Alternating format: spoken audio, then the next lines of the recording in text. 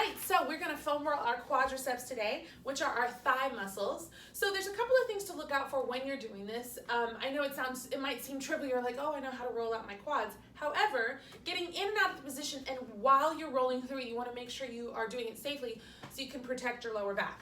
So first things first, I just wanna stress that whenever you're rolling out a body part, make sure you're rolling the muscle, never the joint. So it's gonna be just above the knee and below the hip. So we're gonna come down.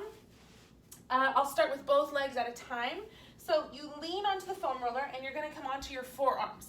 Now, you'll notice how I'm in a plank position, essentially. This is what I mean by what can seem trivial really matters, because you don't want your stomach to descend into the ground, arching your lower back.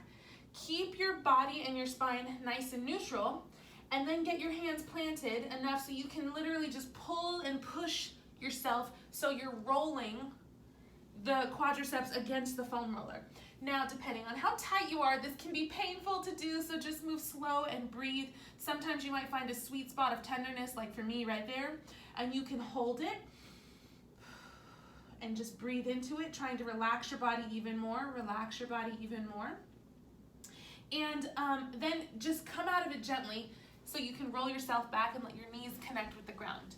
So if you also, as your quadriceps start to loosen all of the stress or tension that you may feel, what you can do is once you're here, you can swivel your hips side to side a little bit.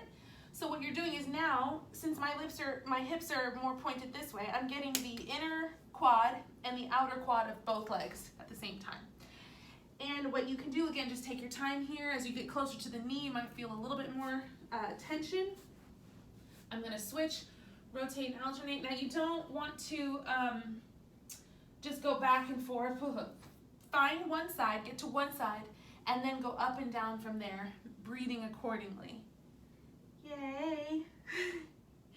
The last important note I'd like to make is just make sure.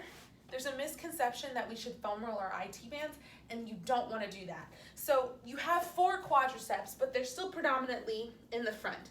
So when I was here, let me show you this way. When I'm foam rolling here, it's head on. When I swivel my hips, I get a little to the side of one leg and more inner of the other one. But we don't ever want to foam roll directly on our IT band. It's not a muscle. So just make sure you stay within that range and you'll be all set.